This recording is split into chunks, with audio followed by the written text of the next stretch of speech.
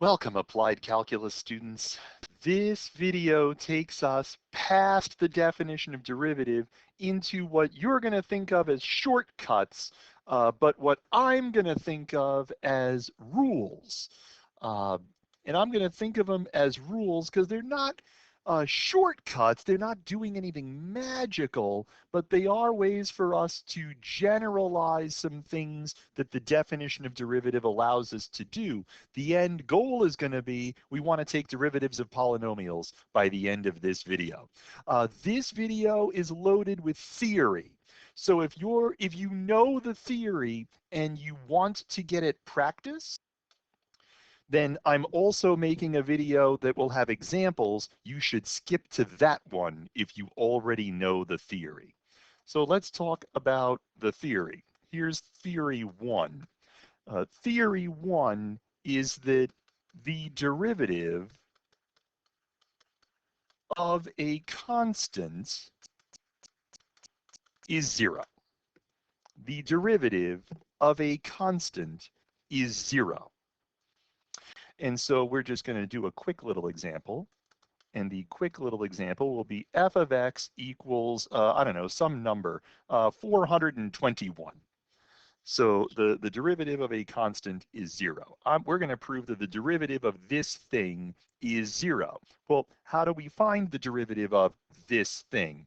Well, we take the limit as h approaches zero of, and then this thing over here is going to be f of x plus h, and this thing over here is going to be f of x, and we subtract them and divide by h, right? That's the definition of derivative. That's the four-step process from before. Well, at x plus h, well, there's no place to plug in an x plus h. It's just 421. And what's f of x? Well, f of x is 421. Guess what that is, folks? Right? The derivative of a constant is zero. Why does that make sense from a graphical standpoint? What does f of x equals 421 look like? It looks like this. And this function has a slope of zero. Everywhere. Everywhere you look, the slope is zero. So the derivative of a constant is zero. Theory two. The derivative of x to the n is nx to the n minus 1. The derivative of x to the n is nx to the n minus 1. This is the thing that people leave calculus classes knowing.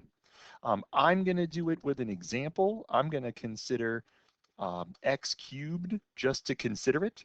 And we're going to find its derivative. Well, how do we find its derivative? We take the limit as h approaches 0 of, and then the thing that goes here is g of x plus h, and the thing that goes here is g of x. We subtract them and divide by h, right? That's the four-step process. We figure out g of x plus h, we subtract g of x, we divide by h, we take a limit. That's the four-step process. Well, g of x, that's easy. G of x plus h, that's a little harder because that's x plus h cubed. And I happen to know that x plus h cubed is x cubed plus 3x squared h plus 3xh squared plus h cubed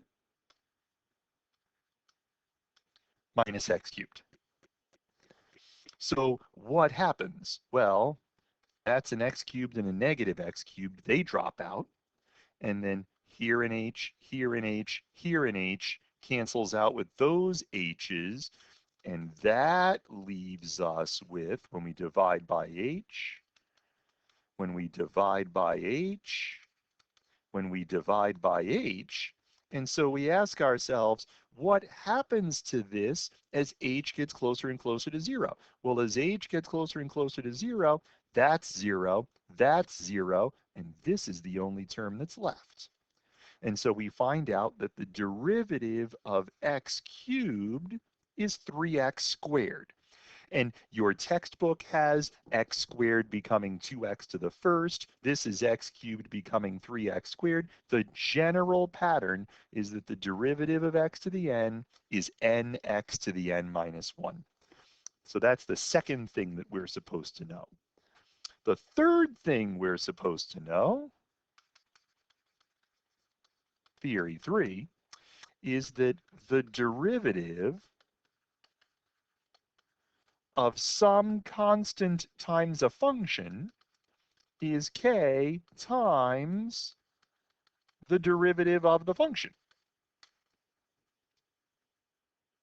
Now, this almost makes sense if you think about it. I mean, we'll prove it. So let's let g of x be k times f of x, and we'll take the derivative of k times f of x. What does that look like?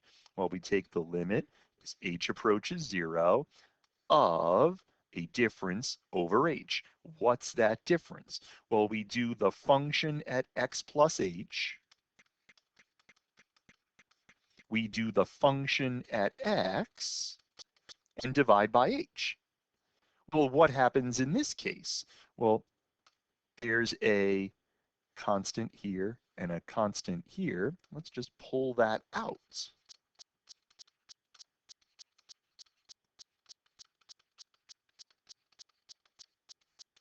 And then let's ask ourselves, what is this? Well, this is f prime of x. This is the derivative of the f function.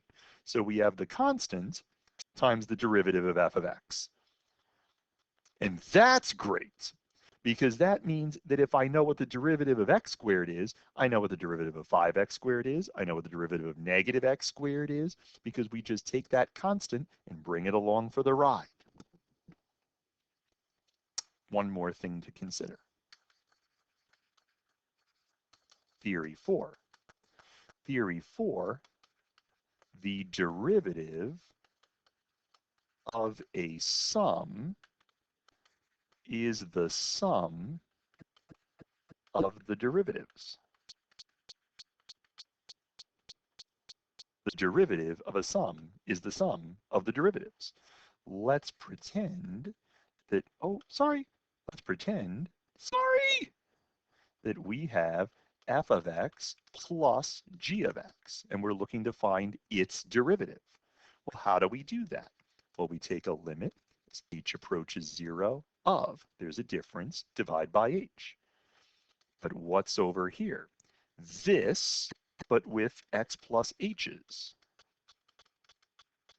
And what's over here? Well, it's this with the x's, right? Well, we can get a little creative with algebra. There's nothing terribly weird about algebra. This is a minus f of x. We can write it over here, and we can shove that g of x plus h to the right. Right? There's nothing fancy here. This is just the distributive property and the commutative property, things you learned about when you were younger. Except that this part is f prime of x, and this part is g prime of x. So the derivative of the sum is the sum of the derivatives. Well, who cares? Find the derivative of y equals x to the fourth plus 5x squared plus the square root of x. We can do this. It's a sum, so we can find the derivatives one term at a time. The derivative, we just find one term at a time. Find the derivative of this and put it there, the derivative of this and put it here, the derivative of this and put it here, right?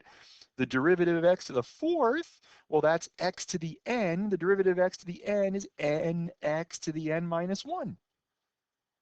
And even this is x to the n, right? This is x to the 1/2.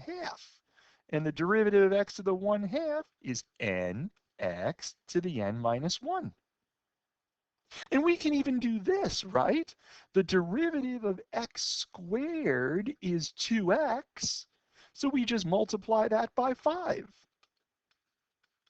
And we've got it.